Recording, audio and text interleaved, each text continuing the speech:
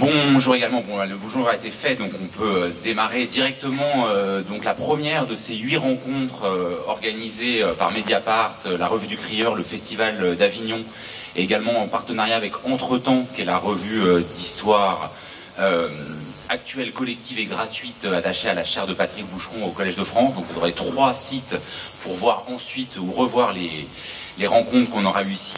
Donc ces 8 rencontres porteront sur l'histoire mondiale de la France, qui est parue au début de l'année 2017, qui a été un événement à la fois éditorial et historiographique, avec plus de 100 000 exemplaires vendus, et une réception à la fois étendue et parfois tendue.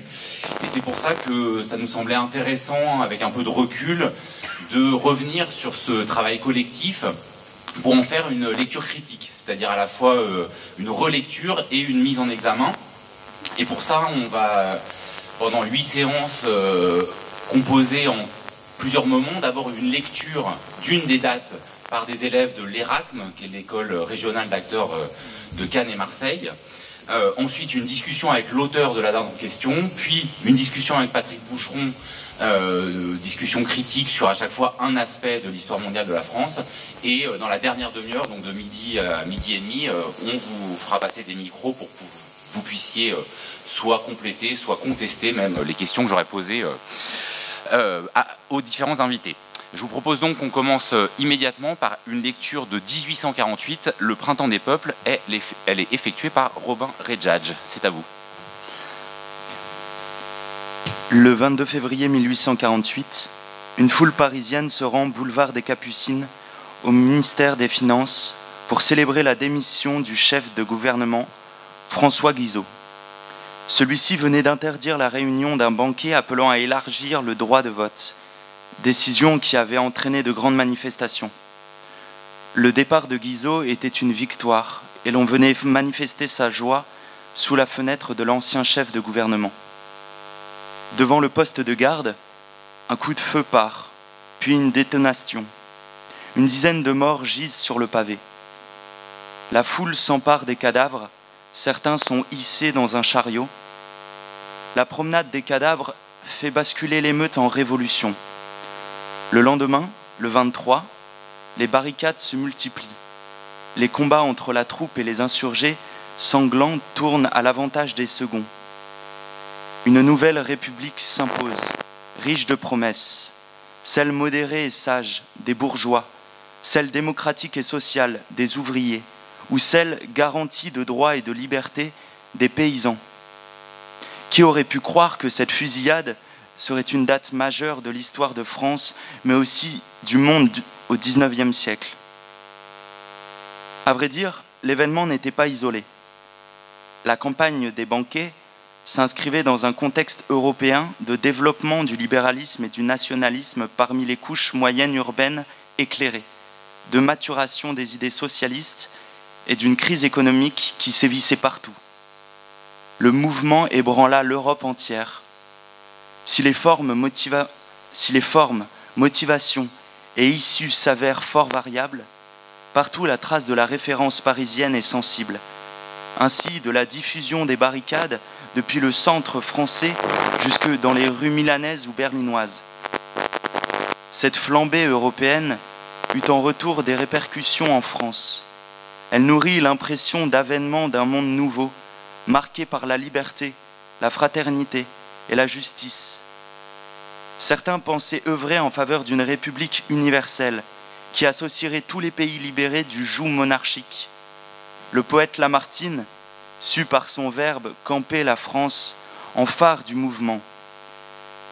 Nous n'imposons à personne des formes ou des imitations prématurées ou incompatibles peut-être avec sa nature.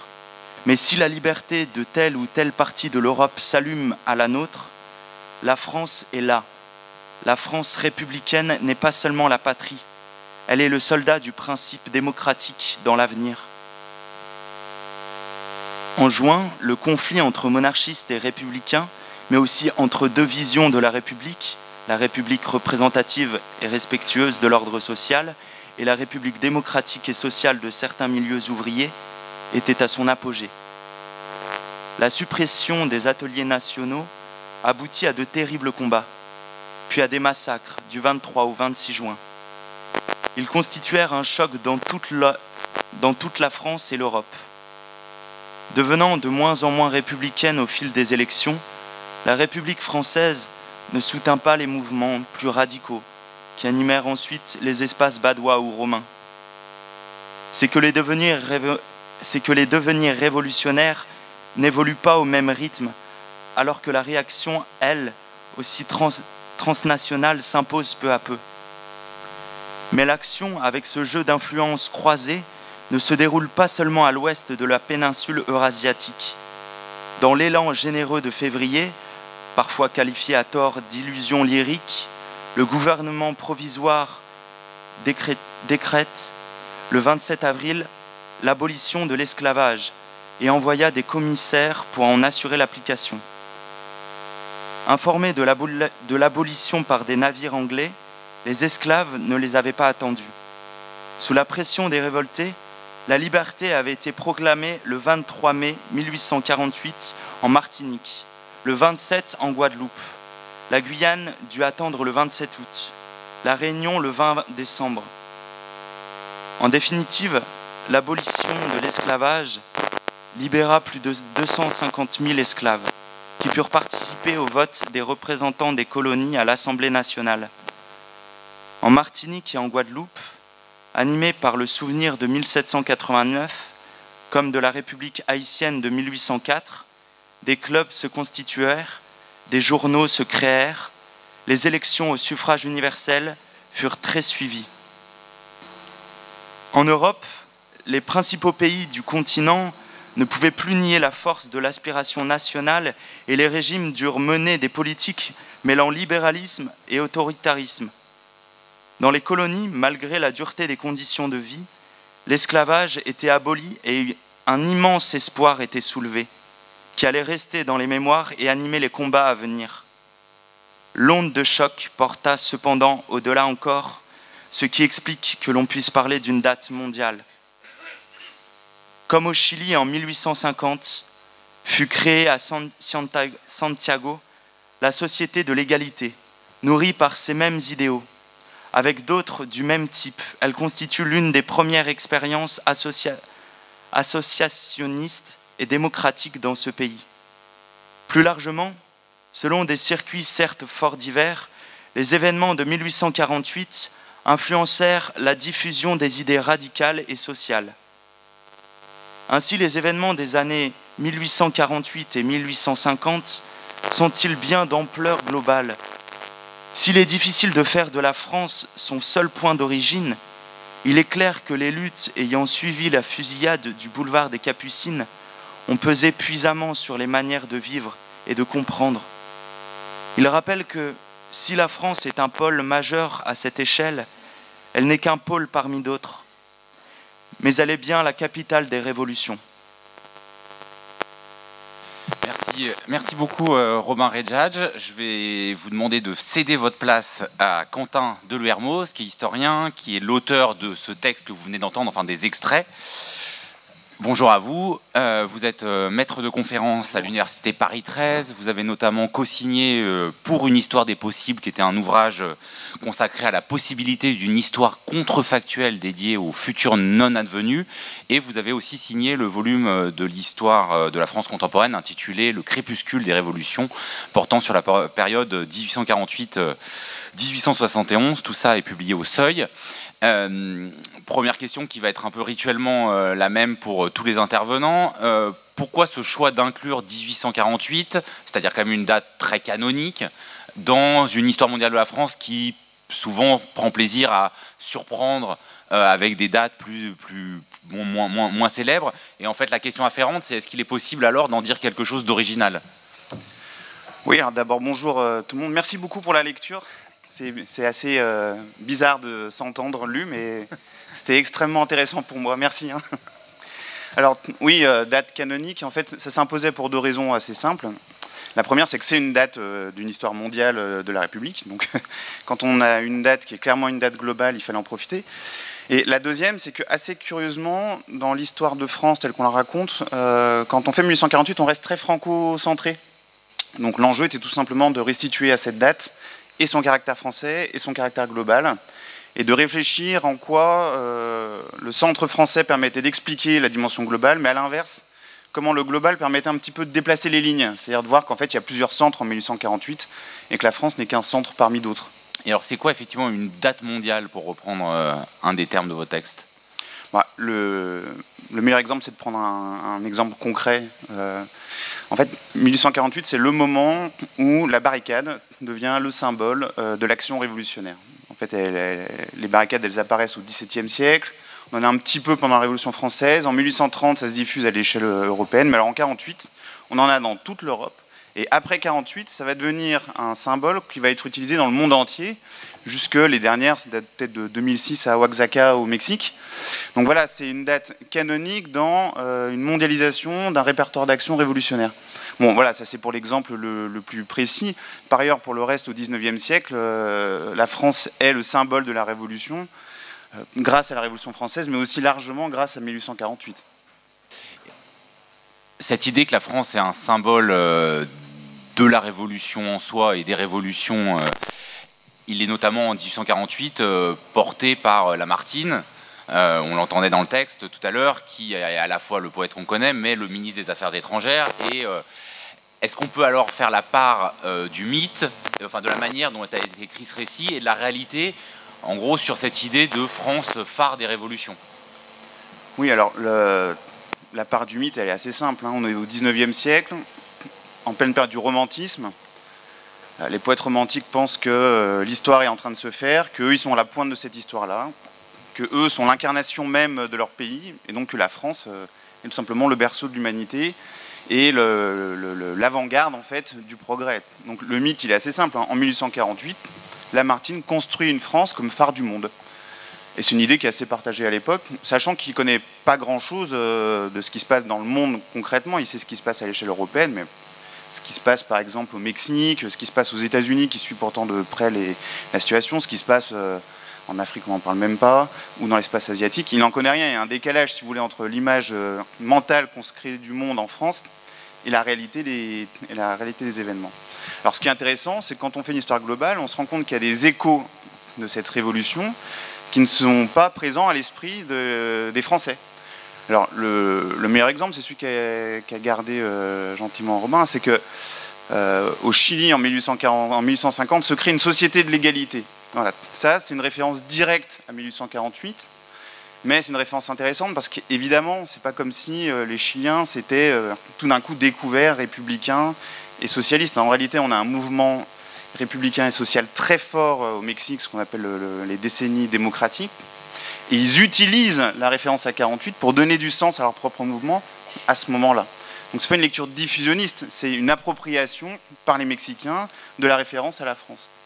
Cet écho-là, qui est une dimension globale, les Français n'en ont absolument aucune idée. Ce qui est intéressant dans l'histoire globale, c'est que ça vous fait changer la perspective. Au lieu d'avoir la France uniquement au centre du monde, on a plein de petites appropriations, où chaque appropriation est un centre, et la somme de ces appropriations fait qu'on a un événement global, mais pas uniquement parce que les Français l'ont voulu. C'est ça qui est intéressant dans cette date, en tout cas. Dans les autres aussi, je vous rassure.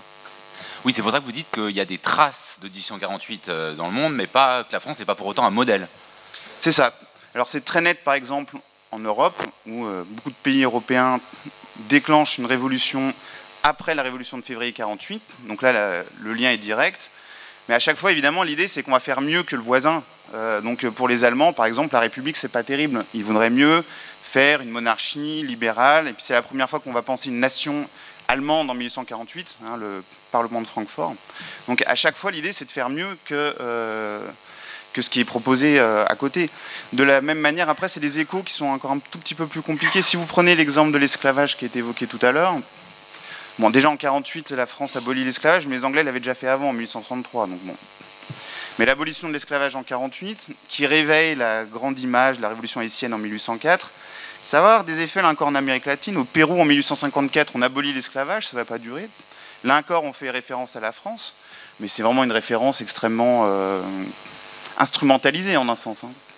Donc voilà, c'est pas un modèle, c'est comme si la France ouvrait une brèche dans laquelle chacun allait piocher.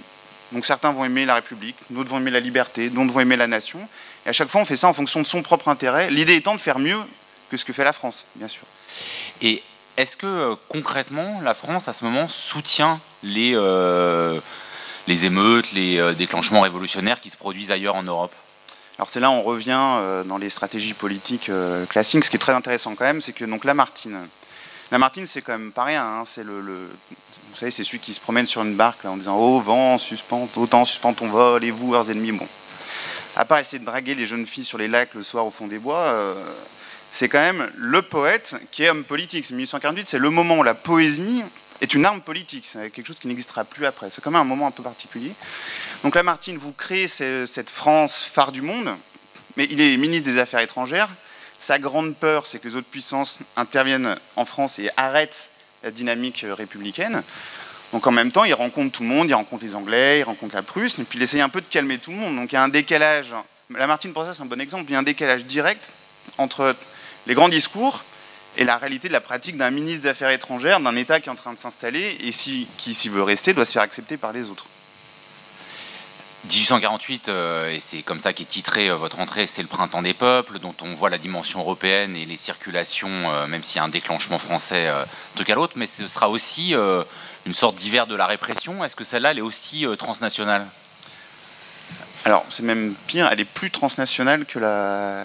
En fait, la révolution de 48, c'est ça qui est intéressant dans ces ouvertures des horizons, c'est qu'en fait, on ne sait pas encore très bien comment se diffuse l'information.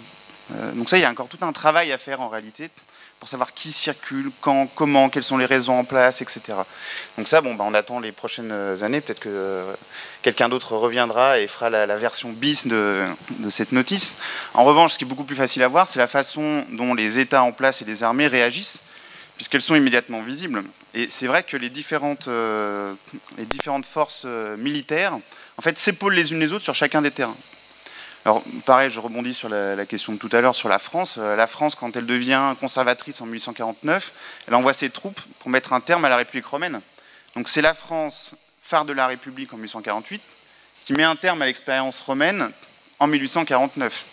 De la même manière, le grand général qui détruit à peu près tous les mouvements révolutionnaires à l'époque, on le retient parce que son nom est imprononçable. Il s'appelle Windischgrätz. C'est un militaire de l'Empire d'Autriche et qui va patiemment interrompre toutes les expériences révolutionnaires dans l'espace autrichien, dans l'espace germanique. Et à chaque fois, c'est des troupes où se mêlent des Autrichiens, des Allemands, des Russes. Donc c'est encore, on travaille plus facilement sur les républiques, c'est-à-dire sur les gentils, que sur les méchants, sur la répression.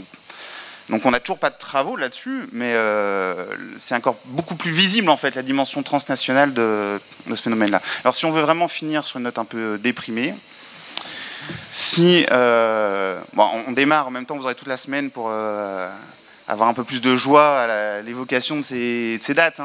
Mais si on reprend l'abolition de l'esclavage, donc grande date, date importante, etc.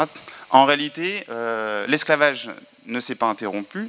C'est interrompu sur les colonies françaises, mais pas partout. Au Sénégal, par exemple, comme le Sénégal à l'époque, c'est à la fois une colonie, des petits bouts de royaumes qui reconnaissent en quelque sorte la souveraineté française. Et eux, ils disent, non, nous, on n'a pas envie d'arrêter l'esclavage. Et donc, le gouverneur français lui dit, d'accord. Donc en fait, c'est-à-dire que sur le territoire français, il y a encore des territoires sur lesquels l'esclavage est pratiqué. Et le pire, c'est que comme l'esclavage est interrompu en France, ça crée une espèce d'appel d'air. Donc d'une part, la pratique de l'esclavage dans le territoire africain augmente, ça aussi c'est l'histoire globale, et la traite de l'esclavage qui est normalement interdite depuis 1815 augmente également. Elle est illégale, mais elle continue. Donc en gros, l'abolition de l'esclavage a mis un terme à l'esclavage sur les colonies françaises, mais n'a mis un terme ni à l'esclavage, ni à la traite. Qu'est-ce qui reste aujourd'hui de 1848 dans la mémoire nationale, s'il en reste quelque chose ? Comment en gros cet événement, j'imagine que sa mémoire elle est structurée, restructurée, déstructurée dans les décennies qui suivent. Est-ce qu'on peut avoir en gros jusqu'à maintenant à quel moment ça disparaît, à quel moment c'est activé et qu'est-ce qui est activé avec parce que c'est vrai que quand on pense 1848, on pense forcément journée de février et massacre de juin. Comme un peu deux polarités chronologiques qui sont aussi des polarités politiques dans le récit national. Ouais, alors la question en fait n'est pas simple du tout, puisqu'il s'agit de faire 1848 aujourd'hui dans le monde en 2 minutes 30, mais enfin... Oh non, il y a au moins 3 minutes. On va se débrouiller.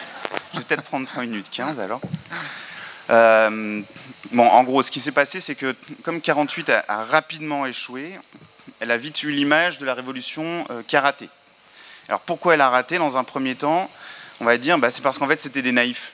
Hein, ces gens qui pensent, alors voilà, ce Lamartine qui pense qu'il suffit de faire un grand discours pour que le peuple l'écoute, comme il fait lorsqu'il parvient à maintenir le drapeau tricolore, c'est des naïfs en fait. Hein, cette idée que les bourgeois et les ouvriers, les paysans peuvent communier ensemble dans un discours quasi religieux. Hein, je vous rappelle que les prêtres venaient bénir les arbres de la liberté en 1848.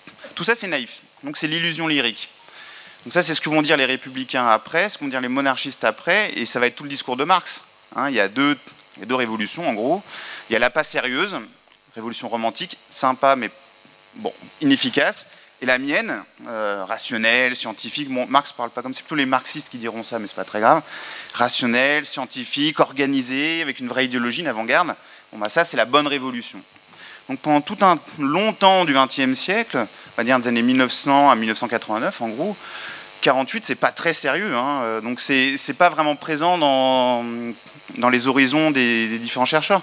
Dans le grand texte de Maurice Agulon, là, qui s'appelait 1848, l'apprentissage de la République, l'idée, c'était quand même de rappeler que c'était juste passé quelque chose à ce moment-là, parce qu'on pensait vraiment que c'était une arrière-cuisine.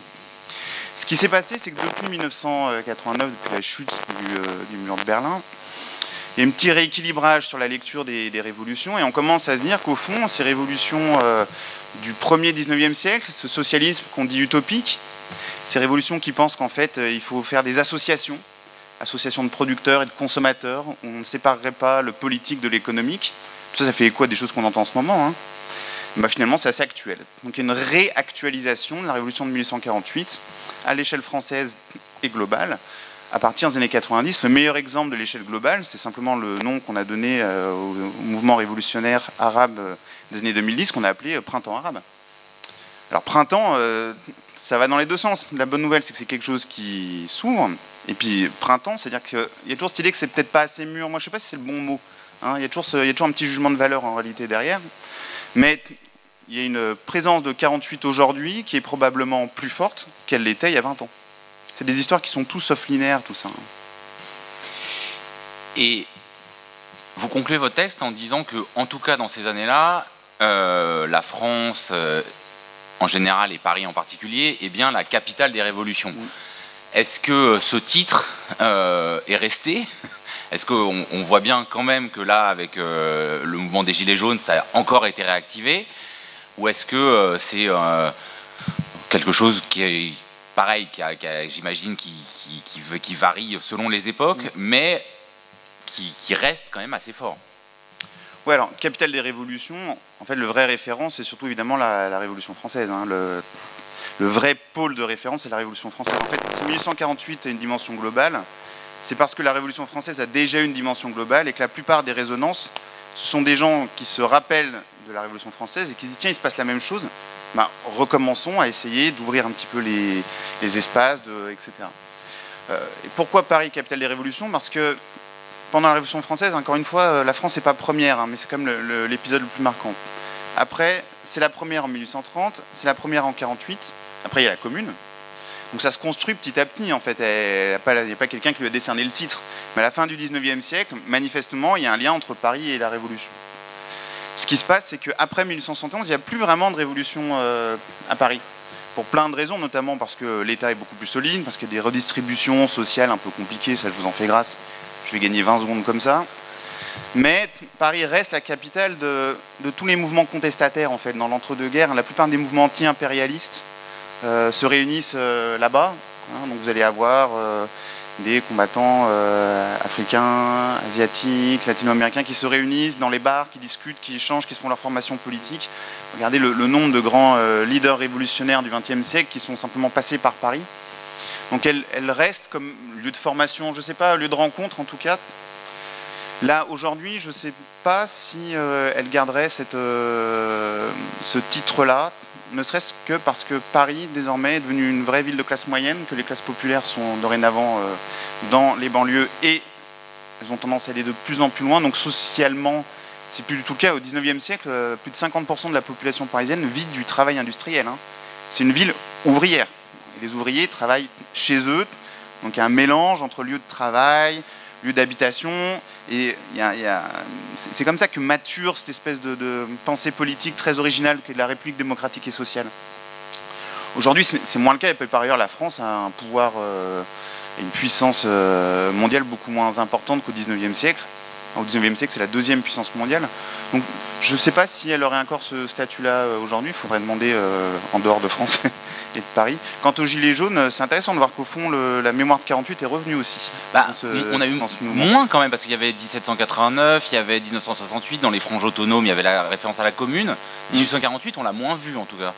Ouais, c'est vrai, mais la commune aussi, finalement, on l'a pas tant vu que ça.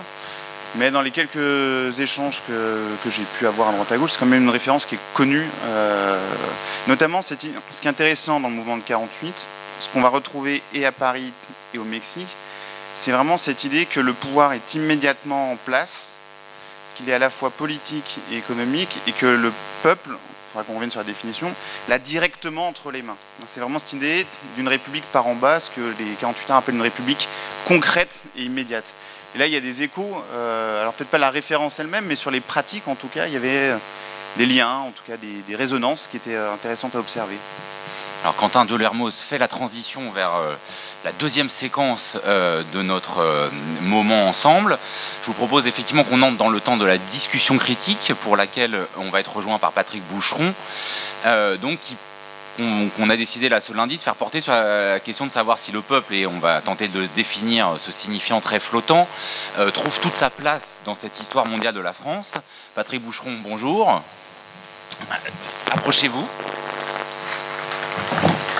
Donc Patrick Boucheron, titulaire de la chaire d'histoire des pouvoirs en Europe occidentale, 13e, 16e siècle au Collège de France, directeur donc de cette histoire mondiale de la France, auteur de nombreux autres ouvrages, en début d'année La Trace et l'aura consacrée aux vies posthumes d'Ambroise de Milan, et notamment Conjurer la peur, Sienne 1338, essai sur la force politique des images, dont on aura peut-être aussi l'occasion de reparler.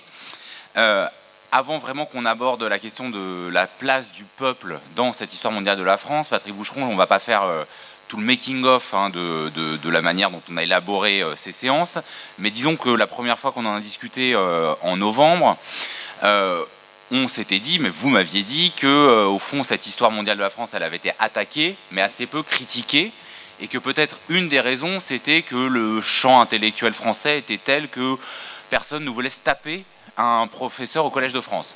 On va dire que ça a un peu évolué depuis le mois de novembre, que l'historien Gérard Noiriel vous a accusé d'être inattentif à la question, à la détresse sociale, que l'économiste Frédéric Lordon vous a accusé d'être un intellectuel de pouvoir, que le site Lundi Matin a dit que vous étiez un intellectuel d'ambiance. Je ne vais pas vous demander de répondre à tous ces textes, mais ils convergent pour dire « Ah, Patrick Boucheron, il est du côté du manche et pas du côté du peuple ». Oui, les choses ont changé, effectivement. Le livre a été, pour l'essentiel, rédigé en 2016. Et il prend de l'âge.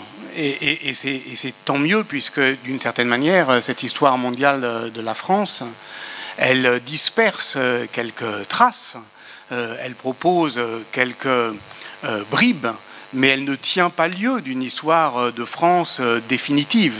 Nous pensons que le grand remplacement n'existe pas, et pas davantage en historiographie. Donc ce livre ne cherche pas à en remplacer d'autres, et surtout pas par avance. Donc en même temps, effectivement, que l'histoire mondiale de la France paraissait... par exemple, l'histoire populaire de la France de Michel Zancarini-Fournel, qui, à bien des égards, partage avec nous une même inquiétude, un même parti pris aussi discontinuiste, un rapport aussi à une histoire déshéroïsée, dévirilisée, à une histoire qui, d'une certaine manière, prend au fond le parti du large. On aura à y revenir. Et donc, tout cela, c'est un contexte. Alors, le contexte a changé. Mais puisque vous nous invitez à parler d'histoire globale, voyons-le globalement. C'est-à-dire qu'entre-temps, effectivement, la critique qui était extrêmement asymétrique du livre, qui a été attaquée, mais qui a aussi été célébrée, donc oui. Vraiment, on ne se plaint pas. Mais en France, disons qu'elle a été asymétrique, c'est-à-dire que si on veut dire un mot du débat, ou en tout cas de la réception. Au fond, et ça c'était intéressant, dans le mouvement, disons, des années, en 2017, le livre, c'est comme s'il avait touché un nerf, et que le corps politique hémiplégique n'avait réagi que d'un côté, du côté effectivement de la droite identitaire, et les autres ne s'exprimaient pas pour différentes raisons, n'en pensaient pas moins sans doute, mais nous on s'attendait, Quentin pourrait le dire, à une critique qui était effectivement une critique à parts égales, puisque le titre même du livre, Histoire mondiale de la France, quasiment oxymorique, eh bien, disait quand même une volonté de conciliation. Donc il eût été logique que certains y voient trop de France et d'autres trop de monde. Mais depuis, le livre, il poursuit sa carrière, et donc il est reçu dans d'autres contextes. Il est traduit en anglais, en chinois, en coréen. Il est adapté en Italie, aux Pays-Bas, au Brésil, au Portugal, en Catalogne. Et ça, c'est intéressant de voir, peut-être davantage au fond que nos débats franco-français, c'est intéressant de voir comment le livre il est accueilli aujourd'hui.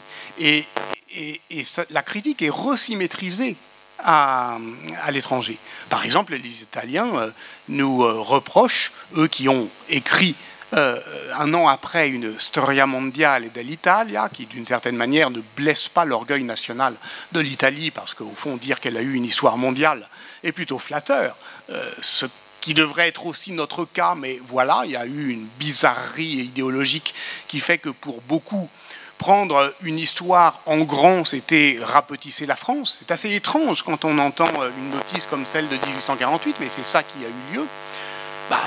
Dans d'autres pays, dans la plupart des pays, enfin partout au fond ailleurs qu'ici, on discute le livre pour ce qu'il est, c'est-à-dire pour une proposition relativement équilibrée du point de vue historiographique. Donc sur les campus américains, moi ce que j'entends c'est il n'y a pas assez de femmes, il n'y a pas assez de violence coloniale, et je peux admettre ça.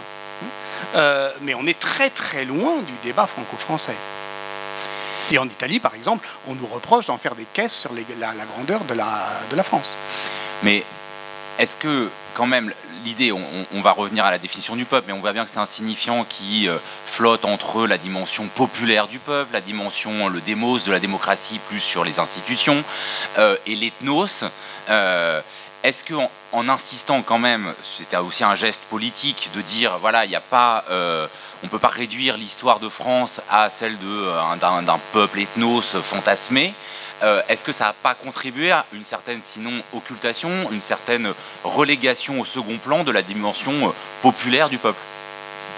Oui, bien sûr, mais là vous faites allusion à l'histoire populaire des États-Unis, par exemple, de Ward Zinn, qui est un livre qui a eu ses vertus, mais qui est quand même très critiqué sur le plan historiographique, et auquel les histoires populaires, disons, françaises, celles auxquelles vous faisiez allusion, et celles que je citais aussi, Michel Zancarini-Fournel, au fond, se réfèrent de manière à la fois distante et respectueuse. Et ça pose effectivement la question de savoir si c'est une histoire du peuple ou une histoire du point de vue populaire. Et qu'est-ce alors que le peuple?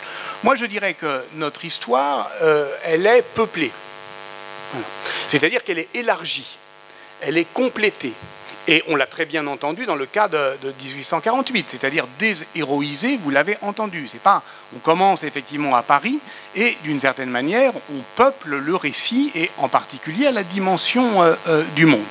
Donc ça, c'est la volonté d'aller effectivement déplacer le récit, pas seulement dans les dates convenues, au-delà des dates convenues du récit national, d'aller faire entendre effectivement d'autres voix, d'autres histoires. Bon, maintenant, nous sommes inévitablement, et ça on en était conscient, mais peut-être au fond n'était-ce pas suffisant, nous étions évidemment conscients du fait que le choix de la date, c'est-à-dire au fond d'un moment fort, on a tenté de mettre quelques moments faibles, mais le plus souvent ce sont des moments forts. Ce sont des embrasements, ce sont des grands commencements, c'est une effervescence. Et dans ce cas-là, inévitablement, ça ramène le récit vers effectivement une surdétermination du politique, du culturel. Bon, voilà, il y a quand même beaucoup de culturel, pas assez pour les tenants de la grande patrie littéraire. Enfin, il y a quand même beaucoup d'écrivains, beaucoup plus d'écrivains que d'ouvriers. Voilà. Et pourtant, encore une fois, c'est ça qui nous a été reproché, c'est qu'ils n'y sont pas tous. Donc on voit bien qu'il y a un biais. Alors peut-être aurions-nous dû, c'est vrai, au fond, l'élargir encore de plus de dates, j'allais dire de dates prétextes. Par exemple, lorsque, pour le Moyen-Âge, que je connais moins mal, effectivement, on va parler de l'assèchement de l'étang de Montady dans le dernier tiers du XIIIe siècle, c'est pas parce qu'on considère que c'est une date de l'histoire de France. C'est parce qu'elle permet de raconter autre chose, c'est-à-dire les agricultures du beau XIIIe siècle et la manière dont elles ont été, au fond, fécondées par, là encore, des apports d'ailleurs, des agricultures irriguées savantes, du rarbe marocain, des juifs et des paysanneries arabes d'Al-Andalus. Bon, voilà, ça c'est un exemple. Peut-être ne l'avons-nous pas fait assez, mais ce qui est bien, ce que vous avez entendu quand même dans la notice 1848, au fond, c'est que cette histoire, dès lors qu'elle est plus complète, elle devient plus inquiète. Parce que, au fond, élargir la perspective, c'est aussi, vous l'avez dit, Quentin, déplacer aussi l'axe du temps, le désordonner un peu. Et donc, ça produit effectivement une impression qui est moins confortable. Voilà. Alors, après, tout dépend ce qu'on attend de l'histoire. Si on attend de l'histoire que ça soit une grande machine à produire de la continuité, la nation ou la révolution, à considérer que l'histoire des révolutions, par exemple, est orientée soit vers la perte, ça c'est la mélancolie de la gauche, soit au contraire vers le progrès, alors effectivement on n'y trouve pas son compte. Mais il faut bien voir que, paradoxalement, mais en fait le paradoxe n'est qu'apparent, cette plainte en discontinuité, elle est partagée par ceux qui cherchent les aventures de la nation comme ceux qui cherchent les aventures du peuple. Quentin Delermo, sur cette question de la juste ou pas assez juste présence du peuple dans cette histoire mondiale de la France, sachant qu'effectivement, évidemment, selon la définition qu'on donne du mot peuple, la réponse ne sera sans doute pas la même. Oui, alors, comme vous m'aviez demandé d'intervenir sur cette question du peuple, du coup j'ai regardé. Bon, tout d'abord, la première question, évidemment, c'est de savoir qu'est-ce qu'on entend par peuple, parce qu'on y met tout n'importe quoi. Peuple, il ne faut pas oublier que ça peut aussi être une catégorie trompeuse. Hein. C'est aussi un discours d'élite. Le peuple, c'est l'autre. C'est aussi un argument politique. Hein. Je parle, le peuple est d'accord avec moi, on n'en sait strictement rien.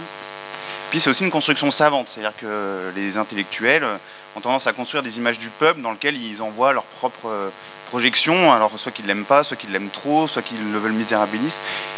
Tout ça, c'est intéressant, mais ça n'aide pas à comprendre en fait ce que sont les hommes et les femmes du passé, c'est un peu ça la question. Donc il y a deux approches possibles.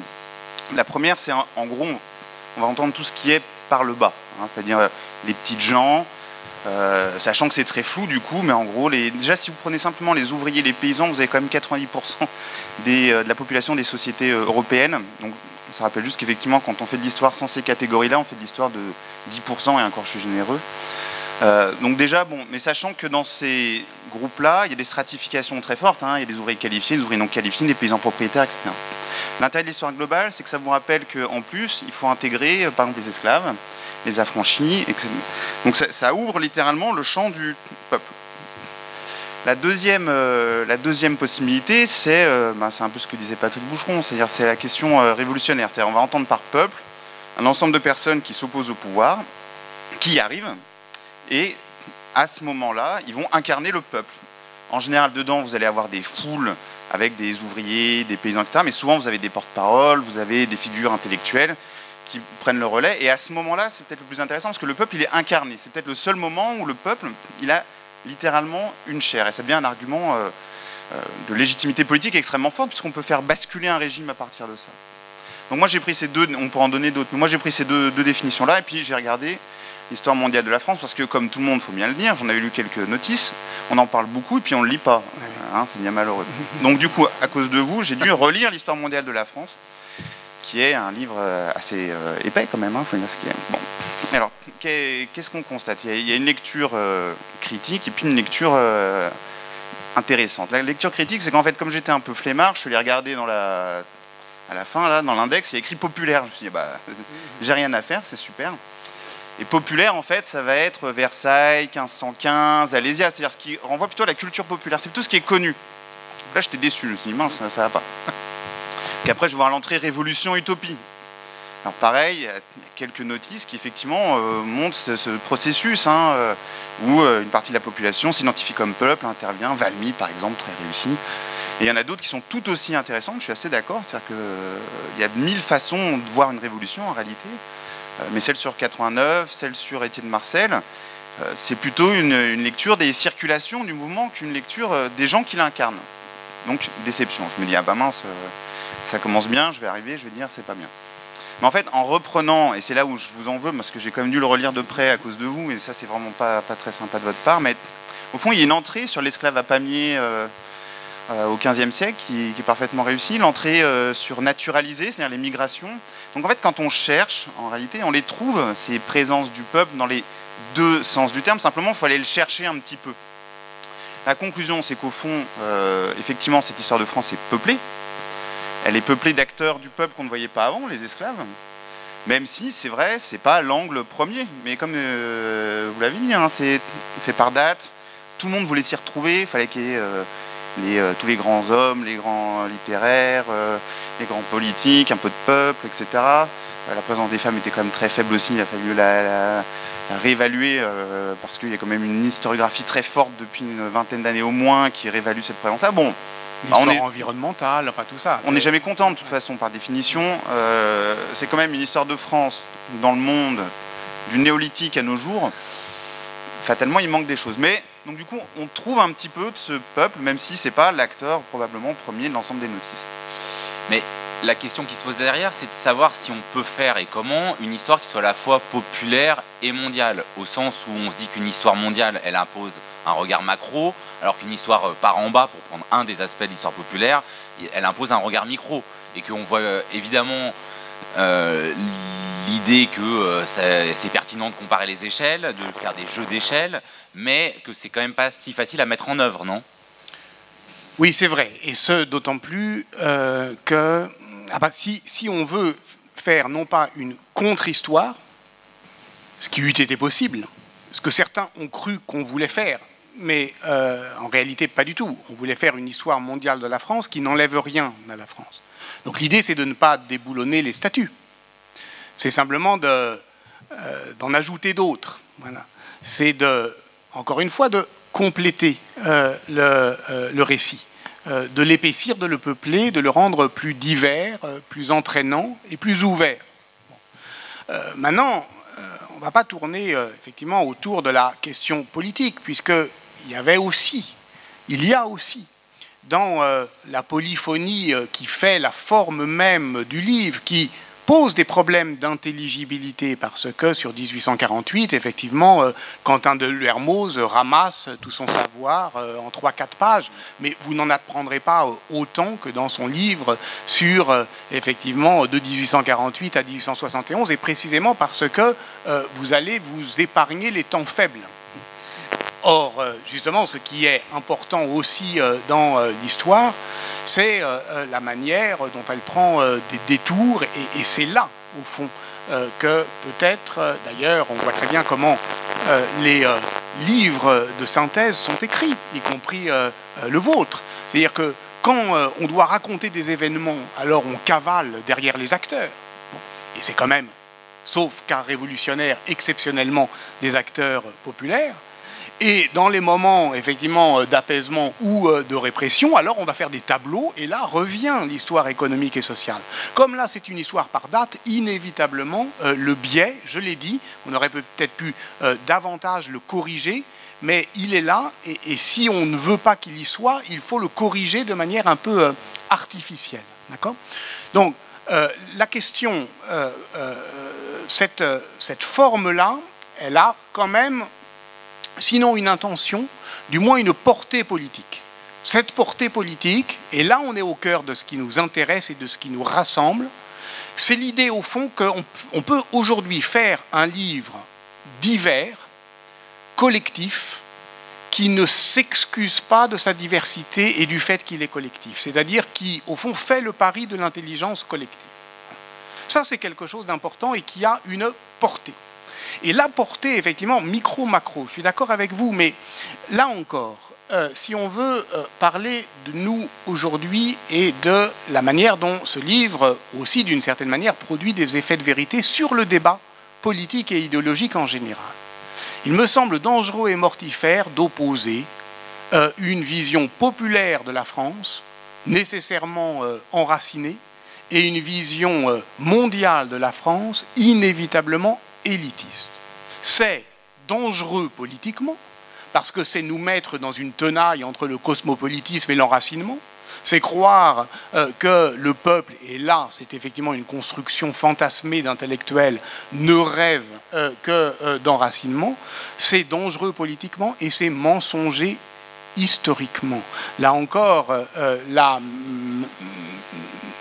voyager avec ce livre, ce que j'ai effectivement la chance de faire, j'étais il y a quelques semaines aux États-Unis pour accompagner sa traduction anglaise, c'est aussi voir comment effectivement les autres réagissent. Il y a eu un article important de Mark Mazauer qui montre bien ça, qui montre que justement, s'il y a un pays qui montre que, au fond, l'histoire mondiale est une histoire populaire, que ceux qui sont les plus, au fond, ceux dont on fait l'histoire transnationale, c'est justement, et c'est aussi le cas, d'une certaine manière, au XIXe siècle en Europe, ce sont les ouvriers qui bougent le plus en Europe au XIXe siècle, bien davantage, enfin, ou en tout cas différemment, que ce qu'on appelle les élites mondialisées. Donc là encore, il faut faire attention à ces catégories qui sont des catégories à la hache, mais qui, en fait, dans leur schématisme, produisent une vision de la société qui nous enferme, en fait, dans des faux dilemmes. Quentin, sur cette question. Je vais rebondir là-dessus. Moi, je pense que ce que vous dites est juste. C'est qu'à partir du moment où il y a une entrée par date sur une telle surface, fatalement, il y a des manques, ça, c'est un choix. Et puis, les textes étant courts, simplement, c'est ce qui le rend aussi lisible. Donc ça, c'est un autre débat, mais qui est tout aussi important. Mais sur le global, micro-global, je vais rebondir parce que ce qui a été dit est très juste. En fait, on a tendance à penser que global, c'est par en haut. C'est normal, c'est le monde. Et c'est vrai que les premiers travaux d'histoire globale, c'est des travaux de circulation des élites, de circulation des traductions, de circulation des livres. Il y a un effet de mimétisme quand même entre le chercheur et son objet à ce moment-là. Sur les lumières globales, on voit bien, c'est plutôt d'ailleurs des lumières atlantiques au passage, mais c'est des textes très intelligents qui circulent. Et ça donne cette idée que le populaire n'en fait pas partie. Et à l'inverse, c'est vrai que spontanément, quand on pense peuple populaire, on pense petit. Avec peut-être des modèles en tête, le fameux ouvrage d'Alain Corbin sur François Pinago. C'est comme si le peuple fallait le suivre à hauteur d'homme, alors que les autres pas forcément. Mais c'est une double erreur de lecture. D'une part, on peut très bien faire une histoire du peuple à une échelle macro, soit de la catégorie, soit des analyses économiques et sociales. Mais surtout, c'est là-dessus que je vais insister, le global peut très bien être un global par le bas. Et c'est d'ailleurs ce qui se passe de plus en plus. Il y a un article important qui est paru là en 2017 dans le Journal of Global History qui disait non, il est temps maintenant de repeupler ce global de l'ensemble de ses acteurs. Et alors ça donne quoi? Il y a plusieurs exemples, je vous en donne deux rapidement, et puis si on veut en donner 12, je vous en donnerai après. Mais dans un livre assez célèbre qui s'appelle Freedom Papers, les auteurs suivent une jeune esclave sénégambienne qui s'appelle Rosalie, qui va de Sénégambie et qui arrive à Saint-Domingue. On est en France, ça y est, on est dans notre... on peut y aller. Elle est libérée en 1804, révolution haïtienne. Elle part à Cuba, s'installe en Nouvelle-Orléans, elle se marie, elle obtient un nom, elle devient Rosalie Tinchamp. Sur place à la Nouvelle-Orléans, les rapports avec les couples mixtes, c'est quand même pas tout à fait ça. Elle part, on la retrouve en 1848 à Paris, puis ses enfants se trouvent dans la guerre de sécession américaine, puis l'histoire se poursuit comme ça. Voilà une histoire globale, 3 continents quand même, 5 générations, par le bas, qui suit un individu. Là où la chose est intéressante pour moi, c'est que l'histoire globale, ça vous permet aussi de relire autrement ce qui a l'air tellement ancré. Alors je donne un exemple que j'aime bien, il est peut-être exceptionnel, mais en fait pas tant que ça. C'est l'exemple du chiffonnier de Paris au 19e siècle. On ne fait pas pire, hein. Le chiffonnier de Paris, c'est celui qui ramasse les ordures dans la ville, et c'est vraiment l'image du peuple par excellence. Donc au 19e siècle, phase d'enquête sociale, des gens vont voir un chiffonnier, lui demandent ce qu'il fait, etc. Et en fait, ils découvrent que ce chiffonnier, qui est l'incarnation de l'âme parisienne, bah, il est né en Italie. Il s'appelle Giuseppe Nieri, ils auraient pu s'en douter un petit peu en même temps. Il est parti en Algérie, il a été engagé dans la Légion étrangère, il a combattu contre Abdelkader en 1830. Il rentre en France, après il se retrouve en Allemagne, il s'engage dans la Compagnie des Indes orientales, autre projet impérial, projet britannique, avant de se retrouver chiffonnier de Paris. Voilà. Il y a plein de parcours comme ça en réalité, où le global est présent là où on ne l'attend pas, dans ce qu'on pourrait appeler les tréfonds du peuple parisien. Et là, ce qui est intéressant, si vous voulez, c'est qu'une fois qu'on abandonne ces grandes catégories haut, bas, global, micro, et qu'on les articule correctement, il y a des mondes entiers à découvrir pour les chercheurs pour les 10, 15, 20 prochaines années. Mais est-ce que ça, Quentin Delermo, ça veut dire qu'on peut croiser voilà, ces catégories, histoire globale, histoire par en bas, macro, micro, sur tous les sujets? Ou est-ce que quand même, ça se fait plus facilement, soit sur des événements type 1848, la Commune, soit sur des personnages comme cet esclave dont vous parlez, ou comme Louise Michel sur laquelle vous avez travaillé, qui de fait parcourt les mers? Moi, mon pari, c'est à peu près le suivant, c'est qu'il y a des sujets qui sont plus faciles à traiter que d'autres. 1848, 71, ces grandes figures. Louise Michel, quand même, qui passe 9 ans en Nouvelle-Calédonie, hein, où elle imagine qu'elle a trouvé la langue universelle, ce qui va la travailler toute sa vie. Tous ses écrits sont marqués par ce souvenir-là. Mais je pense que tout peut être soumis à ce regard-là. Après, c'est le chercheur qui fait comme d'habitude, avec les traces. Certaines sont disponibles, d'autres pas. On sait très bien travailler à côté des traces quand elles sont là. Hein. Patrick Boucheron l'a suffisamment montré. On sait aussi les trouver. Là, il y a une chercheuse américaine qui est en train de travailler sur les vies d'esclaves. Elle a trouvé des récits d'esclaves qui avaient été complètement enfouis. Si on cherche, on trouve. Si la question est bonne, on a des pistes. Moi, j'ai tendance à penser qu'aucun sujet n'échappe à ce questionnement-là. En tout cas, il faut s'y atteler.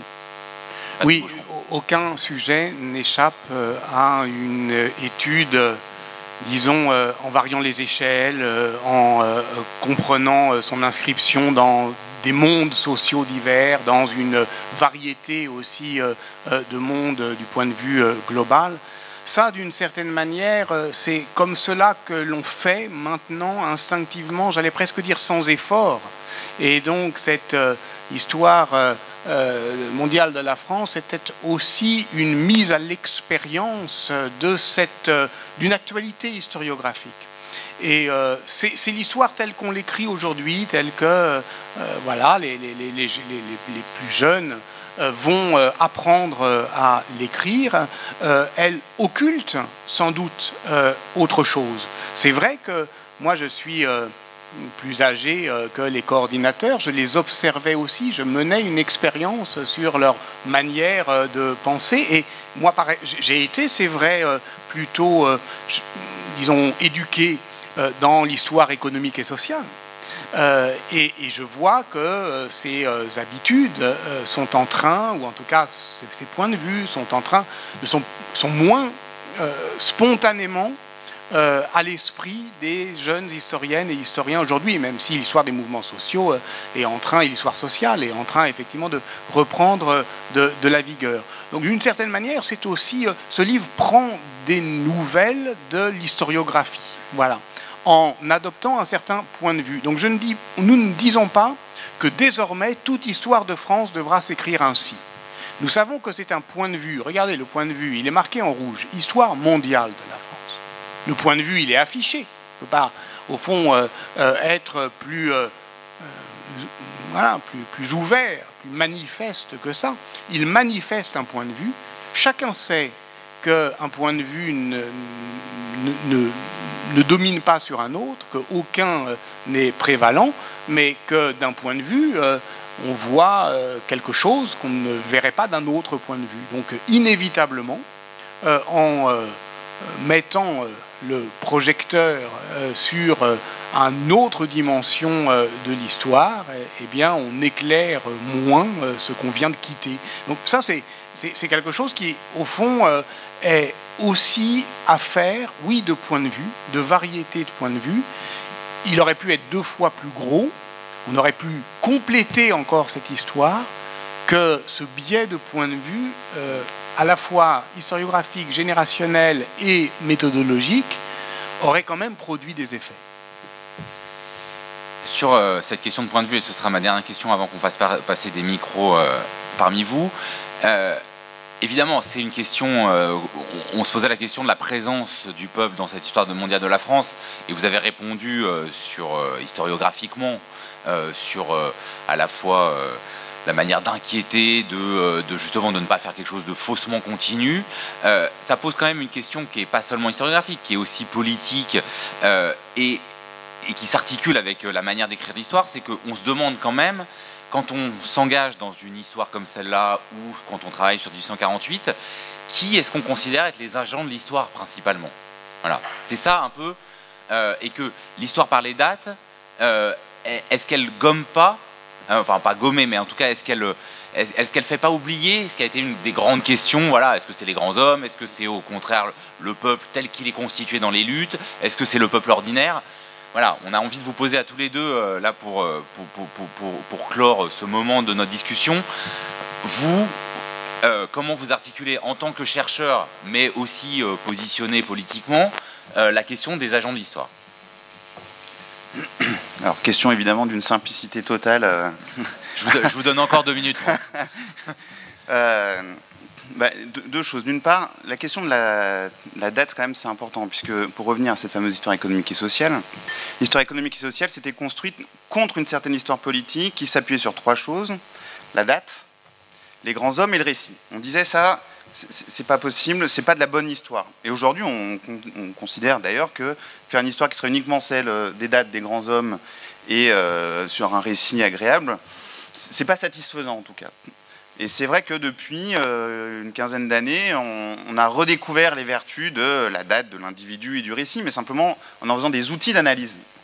Et donc la date a cette double vertu, elle a ce côté un peu vieillot, et le risque de revenir à une histoire linéaire, calendaire un petit peu de l'histoire de France, et puis elle a aussi cette capacité à faire surgir des discontinuités, à casser les récits tout faits, ou au contraire à rappeler qu'il y a aussi des forces longues et lourdes, hein. Tout n'est pas que discontinu dans l'histoire de France, loin de là, mais cette espèce de jeu-là, on peut l'attraper avec les dates. Alors la question du point de vue, l'intérêt justement de cette histoire par date et globalisée, c'est qu'elle vous montre qu'il n'y a jamais un agent de l'histoire. Il y en a toujours plusieurs. La grande erreur serait de penser qu'il n'y en a qu'un. Le problème qui va se poser pour les générations à venir est assez simple, c'est que pendant très longtemps, la méthode historiographique vous donnait votre agent. Si vous faites de l'histoire par date, politique, etc., c'est les grands hommes. Très bien, vous faites l'histoire des rois, et c'est une histoire intéressante, et c'est une histoire passionnante. Après, avec l'histoire économique et sociale, les vrais acteurs, c'est le peuple. Mais on ne les voit jamais, c'est que des chiffres. Mais néanmoins, enfin, les vrais historiens, les très bons, leur donner un visage à chaque fois, je vous rassure. Mais enfin, sur le principe, on voyait cette espèce de grande ligne profonde, là, ils étaient là, les forces populaires. Maintenant, le problème qu'on a, c'est qu'on a des acteurs qui peuvent changer les choses, des mouvements de fond qu'il ne faut pas oublier, des points de détail qui éclairent sur des mondes qui vont pas forcément avoir un impact très important, mais qui sont quand même importants pour comprendre l'époque. Donc nous, on doit apprendre à tisser des récits avec ces différents éléments-là. Et l'enjeu et la difficulté, c'est de dire, bah, tiens, là, c'est juste un petit point de vue, mais ça éclaire sur quelque chose qu'on a oublié après, qui est très important. Ça, c'est massif, il ne faut pas l'oublier. Lui, bon, bah, c'est un acteur qui va être décisif malgré lui, etc. Et en fait, on est obligé d'intégrer une pluralité d'agentivité, pour employer un gros mot dans l'histoire, ce qui rend la recherche, le récit et le propos beaucoup plus compliqués. Politiquement, c'est plus intéressant, ça fait une histoire polyphonique, enrichie de multiples points de vue, dans lesquels chacun peut trouver sa place, y compris le peuple. Pourquoi ce retour du récit de l'individu et de l'événement après justement la croyance dans au fond une histoire économique et sociale qui avancerait par grandes nappes discursives déployant de manière majestueuse des agencements anonymes? Parce qu'on s'est rendu compte que ces grands agencements anonymes, d'une certaine manière, ils se disaient aussi d'un certain point de vue. Et qu'il n'y a pas, au fond, de neutralité descriptive, ou alors lorsque on décide de faire un tableau, vous savez, c'était comme ça qu'on appelait dans ma jeunesse, voilà, les moments, au fond, calmes et suspendus des livres d'histoire, tableau de la paysannerie au XIXe siècle. Alors là, on suspend la possibilité narrative, et on raconte. Et qui parle à ce moment-là? Qui agit? Celui qui agit, c'est le peintre, dans un tableau. Il est tout puissant.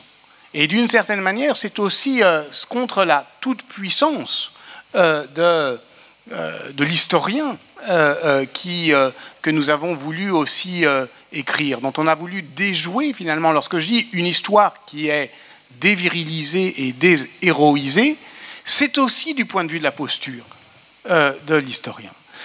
Et j'insiste souvent sur le fait que notre position est au fond assez modeste. Et c'est cela qui a, je crois, suscité de l'intérêt et fondamentalement de la sympathie chez les lecteurs. Elle est assez modeste. Le fait au fond, de ne parler que de ce qu'on connaît vraiment. C'est pour ça que c'est une œuvre collective. Donc le préhistorien va parler de préhistoire, le spécialiste du Moyen-Âge, de Moyen-Âge, et puis ensuite il s'arrête, il passe la parole. Et effectivement, on change non seulement de narrateur, mais on change aussi d'acteur. Et d'une certaine manière, si ce livre a un référent littéraire, c'est moins le roman que le recueil de nouvelles. Dans une nouvelle, dans un recueil de nouvelles, on sent bien qu'il y a quelque chose qui les unit, qui les rassemble, qui les oriente peut-être. Mais chaque épisode, chaque nouvelle, d'une certaine manière, recommence avec d'autres acteurs, avec d'autres intentions. Et il n'y a pas effectivement, une fois pour toutes, comme dans le roman, l'idée que, voilà, on va suivre la voie, la voie OIE et OIX, d'un narrateur ou d'un protagoniste qui va, d'une certaine manière, être finalement le grand agent de cette histoire. Oui, c'est vrai que la diversité est pour nous être une méthode historique et une valeur politique. Bonne phrase de conclusion. Des jeunes gens habillés de rouge ont des micros. Voilà, madame. Comment ? Là ? Oui. Je voudrais juste faire un compliment et une question. Un compliment parce que je pense qu'effectivement, cette histoire mondiale marque un pas décisif vers l'élargissement de cette histoire polyphonique dont vous parlez et qu'elle pourra faire référence pour tous les historiens qui, y compris, traitent un point précis mais qui vont élargir, comme on a élargi à l'histoire des mentalités, à l'histoire populaire, etc. On aura le versant mondial pour lequel vous avez, je crois, fait faire un pas décisif. La question ramène à 1848 et justement à la façon, peut-être vous avez parlé du lyrisme, de l'universalisme de 1848 et de la référence qu'elle a constituée ultérieurement. Pour moi, 1848, il y a un aspect décisif et qui est aussi mondial après, qui a pu donner des ouvertures au niveau mondial, c'est la rupture entre la République de février, celle des romantiques, lyriques de la bourgeoisie, avec le peuple, avec la révolution démocratique et sociale portée par, à l'époque, Louis Blanc, Ledru-Rollin, etc. On sait comment a été réprimé ce peuple en juillet 1948. On sait comment l'histoire s'est un peu répétée avec les Versaillais et la Commune. Et on sait comment Marx et les marxistes ont récupéré cette histoire de la Commune, de manière plus lointaine de 1848, pour ancrer leur idée de dissociation entre une bourgeoisie certes républicaine, mais qui va toujours tenir à l'écart le peuple. Donc là, le peuple, il n'a pas une dimension uniquement parisienne et française, mais je pense que cette dissociation, cette rupture peut être vue d'un point de vue mondial. Je ne sais pas ce que... Oui, merci beaucoup. Alors, pardon. Non, c'est bon. Effectivement, il y a deux temps dans cette révolution de 1848. La première révolution, contrairement à ce que dit Marx, elle n'est pas bourgeoise. Hein. Il y a des bourgeois. Et là, en fait, Marx pose sur la révolution de 48 son modèle d'analyse pour l'orienter dans sa direction, mais il le dit d'ailleurs assez franchement. Hein. Donc la révolution de 48, les deux sont ensemble. C'est pas les républicains bourgeois contre les autres. Et en juin 48, effectivement, c'est la République démocratique et sociale des ouvriers. Mais sachant que le but des ouvriers en question, c'est ce qu'on appelle l'unité des classes. C'est pas du tout la lutte des classes à ce moment-là. Et c'est ce qui ressurgit encore au moment de la Commune. Donc là, il y a deux histoires croisées en un sens. Alors, il y a deux choses. D'une part, il y a le choc de juin 48, qui est un choc moral énorme, qui est plutôt un choc du côté des intellectuels, c'est-à-dire, au fond, les intellectuels abandonnent l'idée qu'ils peuvent guider le peuple. C'est la fin d'un certain romantisme, et ça va donner naissance à, alors pour revenir à l'histoire des hommes de lettres là, dont vous parliez tout à l'heure, ça va donner naissance au spleen baudelairien, à Flaubert, à une espèce de caractère très désabusé. On passe de Lamartine à Flaubert, en quelque sens, hein, de l'élan lyrique à l'ironie extrêmement caustique et critique. Ça, c'est 48, ça. Après, dans l'histoire des mouvements sociaux, le modèle républicain de 48 dure peut-être plus longtemps. En fait, c'est ce qu'ont tendance à montrer les travaux récemment. L'histoire inspirée du marxisme, qui avait eu le mérite de donner ses lettres de noblesse à ces mouvements sociaux, a voulu couper cette histoire après la Commune. En réalité, ce qu'ont tendance à montrer les travaux là récemment, c'est que ces attentes qu'on va appeler démocratiques et sociales, d'une part, elles existent dans toute l'Europe. N'oublions pas qu'il y a une république badoise en 1848 très importante dans toute l'Europe et qu'elle continue largement après 1871, même après 17, et ça explique toute une série de débats extrêmement compliqués qu'on va trouver ensuite dans l'entre-deux-guerres. Donc là, il y a deux histoires, si vous voulez, c'est encore un effet d'échelle. Du point de vue de l'histoire intellectuelle, 48, c'est une rupture. Les intellectuels ne croient plus dans leur capacité à gouverner le peuple. Du point de vue de l'histoire des conflits, c'est une histoire beaucoup plus lente, hein, et j'aurais tendance à penser que cette attente-là, et notamment la question de l'union des classes, mais une union à égalité, hein, dure plus longtemps que ce que raconte un petit peu l'histoire des mouvements sociaux telle qu'elle a été constituée dans les années 1970. Et après, c'est effectivement une question globale. Hein, Ah bon, je rebondirai après si vous voulez. Il y a d'autres questions. Monsieur avec le chapeau. Monsieur avec le chapeau. Oui, moi j'ai été frappé par une concordance entre les banquiers révolutionnaires de 1848 et leur histoire, leur interdiction, et les ronds-points des Gilets jaunes. Est-ce qu'il y a un historien qui s'intéresse à cette concordance? Est-ce qu'elle existe vraiment? Alors il y a deux... Tu me C'est bon, toujours ah. Merci beaucoup. Il y a deux choses. Sur la concordance, est-ce qu'elle existe vraiment? On manque encore un petit peu de travaux pour savoir exactement ce qui s'est passé sur tous ces ronds-points. On a eu des points de vue extrêmement partiels, ça a été d'une richesse exceptionnelle. Il faudrait qu'on en sache plus, parce que la réponse que je donnerais est forcément partielle. Après, certains chercheurs, eux, ont vu des concordances, le cas de Michel Ressarcey, hein, avec des arguments assez forts. Elle estime que ce qui s'est joué en 1848, donc cette idée du pouvoir par en bas, etc., on le retrouve au moment des Gilets jaunes, même si les acteurs n'en ont pas forcément conscience. Donc il y a des textes là-dessus qui circulent. Après, c'est toujours le même problème des concordances, c'est-à-dire si on a une concordance de pratique, sans référence à l'événement, est-ce que c'est vraiment une concordance? Mais ça, c'est un débat extrêmement compliqué. Ce qui est vrai, c'est que les pratiques de contestation ont une histoire très longue, qui échappe parfois à leur référence première. Et ça, c'est aussi une autre façon de faire de l'histoire. C'est une histoire un peu compliquée, hein. C'est faire l'histoire de ce qu'on appelle les mémoires souterraines. C'est-à-dire comment se fait-il, bon là moi je travaille sur la Commune en ce moment, comment se fait-il que sous la Commune, par exemple, on va détruire des églises, alors que la foi est extrêmement en déclin à ce moment-là, parce qu'on a l'impression de rejouer 1789, parce que ça rejoue quelque chose de plus profond. Et ces pratiques-là souterraines qui rejouent régulièrement, les historiens ne savent pas encore très bien les analyser. Ce que je veux dire par là, c'est quelqu'un qui vous dirait cette concordance est absurde, je ne suis pas sûr que ça soit plus intéressant comme réponse. Il faut continuer l'analyse de ce point de vue-là.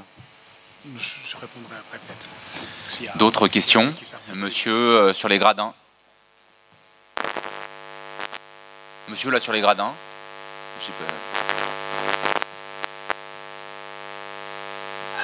Bonjour. 1848 comme 1830 et 1870, dans un contexte certes différent, ne seraient-elles que des révolutions de quelques milliers de personnes dans un Paris jacobin? En 1848, quelles sont les autres villes françaises grandes villes et les campagnes ultra-majoritaires qui se soulèvent. Le peuple subit-il ou suit-il? Excellente remarque qui permet de corriger un biais qui a été un peu évoqué à l'instant sur le risque de l'histoire mondiale de la France, c'est de faire une histoire urbaine de la France. C'est-à-dire qu'on a tendance à oublier qu'il se passe plein de choses en dehors de Paris. La bonne nouvelle, en quelque sorte, c'est que les trois révolutions donnent un visage différent. 1830, c'est une révolution d'abord urbaine. Paris, Lyon, pas Marseille encore, Rouen, très fort, Limoges, etc. Et avec des échos dans les campagnes, notamment dans les Pyrénées, parce que les paysans vont se réapproprier ce qu'on appelle les communs. L'idée, c'est qu'il y a une révolution, donc c'est le règne du droit, et les paysans estiment que la révolution leur donne le droit de récupérer les communs qu'ils sont en train de perdre, parce qu'ils sont en train de se faire découper en petites propriétés. 1848, c'est vraiment dans la notice, c'est évoqué, hein, même s'il y a eu des petites coupes, mais encore je ne suis même pas sûr. Mais 1848, c'est un vrai moment à l'échelle de l'ensemble du pays. C'est-à-dire que il y a un 1848 paysan extrêmement fort. Je vous renvoie là à tous les travaux de Maurice Agulon. Hein. Dans certaines campagnes, on fait des banquets et c'est les bourgeois qui viennent servir les paysans à table pour montrer l'inversion des rapports de force qui se jouent à ce moment-là. Alors, si vous en voulez vraiment une preuve, c'est simple, c'est au moment du coup d'État du 2 décembre 51, vous avez tout le quart sud-est de la France qui se soulève, il n'y a aucune ville. Parce que le futur Napoléon III a coupé toutes les têtes révolutionnaires dans les villes, et tout le monde découvre avec stupeur qu'on a un quart de la zone rurale du pays qui finalement aime bien cette république. Donc là, mais c'est pas en contradiction avec une histoire mondiale, ça va ensemble, simplement c'est vrai que le choix de la date limite. La commune est intéressante pour deux raisons. D'une part, c'est que c'est la première fois de l'histoire de France où c'est pas Paris qui fait la révolution en premier, c'est Lyon, c'est Marseille. Paris arrive après. Et on a des communes, mais il y a même une commune à Alger d'ailleurs, on a des communes qui débutent dès septembre 1870, bien avant Paris. Le second intérêt, c'est que c'est une révolution qui cette fois est clairement urbaine. La preuve, c'est que la commune de Paris pense un modèle très généreux uniquement à l'échelle des villes. Ce qui sera ensuite discuté, reproché, etc. Alors qu'est-ce qui s'est passé dans les campagnes entre-temps? Parce que c'est ça la question. Il y a deux versions. Je fais la version 2 minutes 30, hein, je vais pas trop longtemps. On a le temps. Il y a deux versions. La première version, c'est l'histoire économique et sociale. C'est-à-dire qu'en fait, les campagnes ont connu un âge d'or pendant le Second Empire. Elles se sont délestées de leurs populations les plus pauvres, qui sont allées dans les villes. Et l'idée veut, mais je ne suis pas sûr, hein, que ce soit ces populations les plus en marge qui vont pousser en quelque sorte l'élément révolutionnaire. Bon. Une autre astuce plus politique et intéressante aussi, c'est de constater qu'au fond, en 1871, on a le suffrage universel qui est appliqué depuis 1848, qu'il est appliqué en 1870, et que dans toutes les zones de la région rouge dont je vous parlais tout à l'heure, eh ben, les paysans ont élu des maires rouges qui vont mettre un drapeau rouge sur la mairie, donc il n'y a pas de révolution, mais il y a un soutien à la commune. Donc du coup on voit ici une autre histoire, c'est ce qu'on disait tout à l'heure, hein. Il y a l'histoire discontinue des révolutions, et puis il y a l'histoire du temps long de la politisation. À partir du moment où il y a le suffrage universel, ben, le rapport aux politiques est en train de changer. Voilà, un petit peu 2 minutes 30 à peu près. Merci pour les 2 minutes 30. D'autres questions? Monsieur? Bonjour, je me posais la question de la possibilité d'une histoire anthropologique qui expliquerait des faits soit contemporains, soit par exemple sur la question de 1848, qui serait la question des inégalités. Est-ce qu'on pourrait l'expliquer avec du coup notamment l'histoire des inégalités? On sait par exemple que ça, la première fois où on a des traces archéologiques d'inégalités, c'est à Varna en moins 4600, et qu'avant cela, il n'y avait jamais eu, l'homme moderne arrive en moins 40 000, et avant cela, donc de moins 40 000 à moins 4600, les humains vivaient dans des sociétés plus ou moins inégalitaires. Donc, et expliquer peut-être le fait inégalitaire par une espèce de composante anthropologique récente. Est-ce que ça aiderait, est-ce que l'anthropologie aiderait un peu l'histoire moderne? Merci. Merci beaucoup. Alors Patrick Boucheron m'a dit que je dis trop 2 minutes 30, donc je vais faire 2 minutes 15 pour varier un peu les plaisirs. Donc, merci beaucoup pour votre question. Donc, la réponse est oui, on peut faire une histoire anthropologique de 1848. En fait, elle a été proposée, elle n'a pas encore été faite. On a une très bonne histoire anthropologique de la France et de l'Europe, hein, quand même, qui a pris le nom à un moment d'histoire des mentalités, mais qui travaillait vraiment les pratiques, les manières de voir, les modes de représentation des populations. Pour 1848, ça a été proposé plutôt sur la question du sacré. Et au fond, qu'est-ce que c'est que cette espèce d'élan religieux qui rejoue en 48 de façon un peu à rebours, au fond, de la pente qui est en train de se dessiner, qui est celle de la déchristianisation. C'est un historien, Alphonse Dupron, hein, qui parle comme ça du phénomène des retours, les retours du sacré. Et ça, c'est vrai que c'est quand même très intéressant. Qu'est-ce qu'il fait qu'au moment révolutionnaire, au fond, on va remobiliser un rapport au sacré qui semblait avoir disparu. Ça, c'est l'histoire anthropologique. Alors c'est d'autant plus intéressant qu'on le retrouve sous la Commune. Alors pour la deuxième, la question des inégalités, c'est ce que Jérôme Bachet appellerait un mode de pensée zapatiste.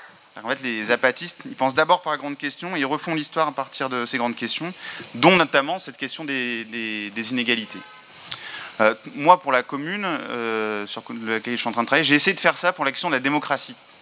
Qu'est-ce que c'est que cette pratique démocratique qui manifestement est liée à 1848, est liée à l'histoire du suffrage universel, mais on voit quelque chose de plus profond. Donc j'ai essayé de remonter comme ça, à partir des travaux d'anthropologie, de Clastres, et puis même en remontant jusqu'aux travaux d'Alain Testard sur les sociétés démocratiques de ce qu'on appelle la préhistoire, pour voir s'il y a un lien. Alors je ne sais pas si ça convaincra, ça on verra, mais je pense que c'est une bonne question. Parce que le problème qui se pose avec la Commune, c'est comment ça se fait que cet épisode qui dure 72 jours continue d'avoir une onde de choc aussi importante, alors même que le substrat qui est censé l'avoir porté, c'est-à-dire la lecture marxiste, a disparu. Il y a quelque chose qui a l'air d'être plus profond là. Et l'histoire anthropologique, mais qu'il faut faire toujours avec une grande prudence, c'est-à-dire qu'on est vraiment dans le registre de l'hypothèse, mais permet de poser ces questions-là. Les acteurs ont eu l'impression aussi qu'il se passait quelque chose de très fort, même s'il se passait au fond pas grand-chose. Et ce recours-là permet de donner sens à la parole des acteurs. Donc je serais tendance à être d'accord avec vous.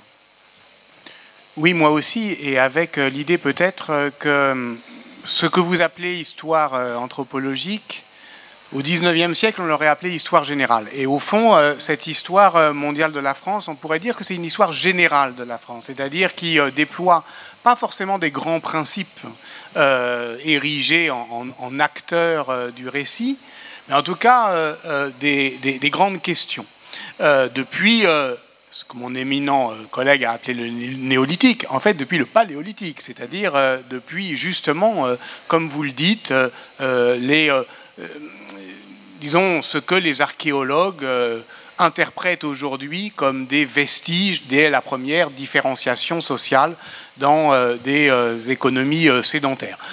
C'est Jean-Paul Demoule le montre très bien dans le livre à partir de la révolution néolithique, mais d'autres aussi à partir par exemple des grands alignements de Carnac, c'est-à-dire les grandes sociétés mégalithiques sont, pas seulement en France, aussi d'une certaine manière dans les civilisations de l'âge du bronze, la plus connue c'est quand même l'Égypte pharaonique, quand même la marque de toute façon de ce que vous appelez les inégalités. Est-ce que c'est ça l'histoire anthropologique?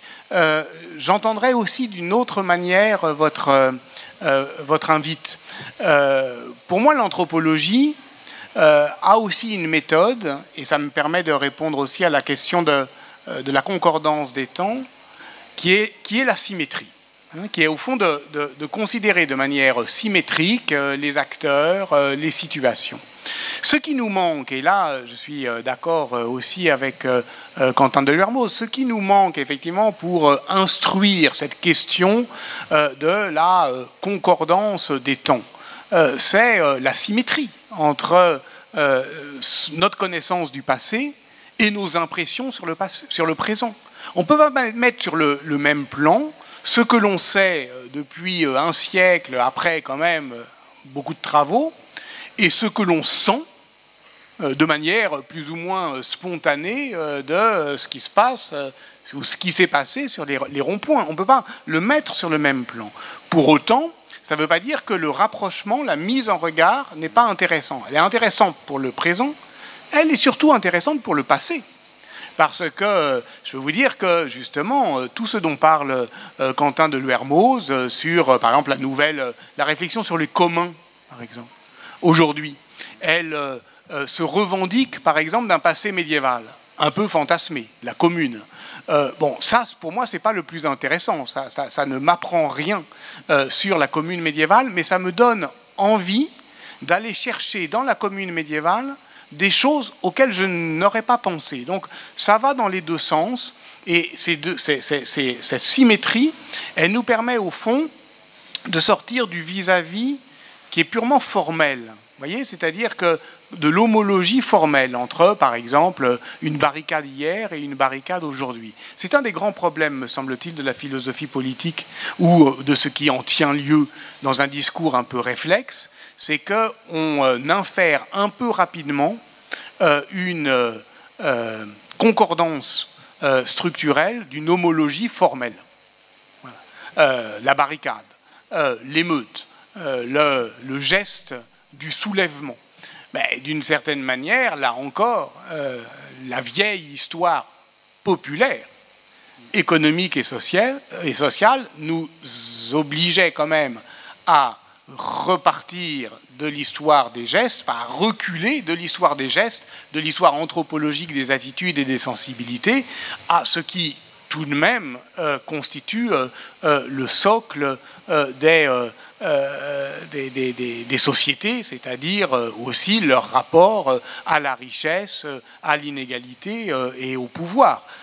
Une révolte populaire à Paris peut prendre le répertoire de forme de la Commune de Paris. Si la structure sociale de Paris n'est plus celle dont parlait Quentin de Lermoz, ce n'est pas la Commune de Paris. On a le temps pour une dernière question. Si...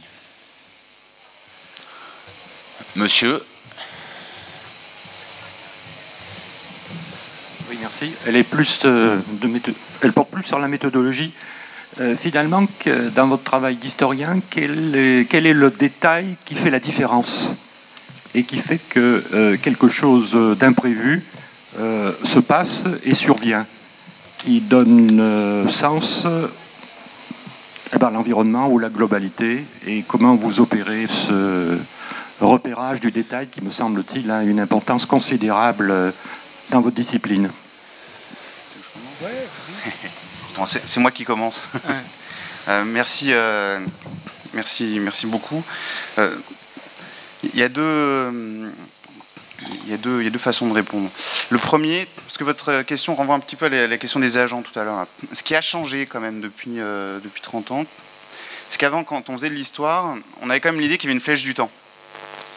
Et donc du coup, les choses s'organisaient un petit peu en fonction de cette flèche du temps. Il fallait comprendre comment on était passé de ce passé-là à notre présent.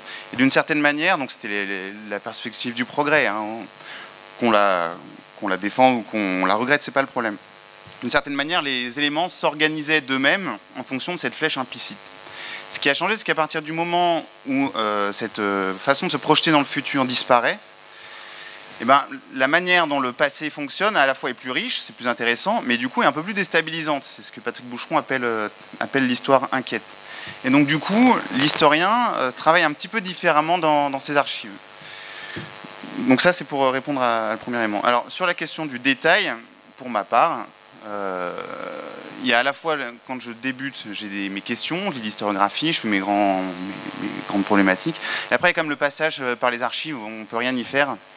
Il faut des heures et des heures dans les archives, et puis à un moment il y a le détail, ce que vous appelez le détail, c'est-à-dire soit le détail qui va vous indiquer une piste auquel vous n'aviez jamais pensé auparavant, donc va modifier l'ensemble de votre discours, de votre dispositif, soit le détail qui au contraire va vous parler, va permettre de ramasser tout un ensemble d'éléments que vous sentez mais vous n'avez pas trop à savoir ce que ça donne. Et je pense qu'il y a uniquement par ce travail dans les archives, mais ça ne peut fonctionner que parce que vous avez fait déjà le travail en amont, hein, que le détail inattendu, d'une certaine manière, vient soit vous rassurer, soit vous inquiéter. Et à partir de là, ça modifie complètement votre manière d'écrire. Mais ce qui change, je pense, c'est qu'à partir du moment où cette flèche du temps disparaît, à partir du moment où vous n'avez plus un seul acteur, un seul niveau d'action, un seul type de narration, le poids de ces détails est d'autant plus important, et la modestie de l'historien également est obligée d'augmenter d'autant. Donc du coup, peut-être, mais je ne sais pas, ça Patrick Boucheron répondra mieux que moi, d'ailleurs je lui laisse la parole tout de suite, mais peut-être que ce détail inattendu dans le temps de la recherche a un poids nouveau, j'en sais rien, parce que ça a toujours été le cas en réalité, mais va avoir une influence plus grande sur la problématique de départ. Mais je vous laisse me voir. Et pourquoi on le relève? Pourquoi on relève cet indice qui était déjà là et que d'autres avant nous n'ont pas vu? Simplement peut-être parce que le temps a passé et que nous sommes les filles et fils de ce temps Et c'est ça que j'aime dans l'exercice de l'histoire, c'est qu'il est fondamentalement démocratique, qu'il ne nous oblige pas au génie, qu'il suffit d'une certaine manière d'un peu d'attention, de patience et de modestie pour voir ce que d'autres avant nous n'avaient pas vu, non pas parce que nous avons progressé, non pas parce que nous sommes meilleurs, moralement du bon côté. C'est évidemment ce que les historiens sûrs de leur fait croient toujours, c'est qu'ils voient les choses parce qu'ils sont du bon côté. Non, c'est simplement parce que nous sommes du côté nous sommes là où le temps nous a menés et d'une certaine manière, nous sommes des êtres historiques qui interrogeons différemment le passé. Voilà pourquoi d'ailleurs il me semble que l'histoire n'a pas à hausser la voix, qu'elle n'est pas plus forte lorsqu'elle est plus véhémente, que ce n'est pas un concours de radicalité, ce n'est pas celui, d'une certaine manière, qui va faire vibrer les cintres tout en haut, pour parler comme au théâtre, qu'elle sera plus révolutionnaire. L'exercice de l'histoire, en elle-même, est révolutionnaire, dès lors, effectivement, qu'elle s'attache à ce qu'elle est vraiment, c'est-à-dire non pas au fond un tremplin pour la proclamation, mais un art de la description. Et un art de la description patiente et au fond à simplement décrire, à relever les indices, à analyser les détails, on fait quelque chose. Et ce quelque chose, effectivement, il peut poursuivre d'autres efforts et d'autres visions émancipatrices. Alors avant de clore, désolé, on doit libérer l'estrade, ce premier temps des ateliers à la pensée, il me reste à vous recommander chaudement la table de la librairie du festival où il y a tous les ouvrages de Patrick Boucheron, de Quentin de Lermoz et la nouvelle formule de la Revue du Crieur. Ça c'est pour acheter les livres. Pour les lire, il y a la baraque avec ses jus, ses salades et tout ça. Nous, on se retrouve demain à 11h pour continuer la mise en examen de l'histoire mondiale de la France. Merci beaucoup à tous les deux. Merci.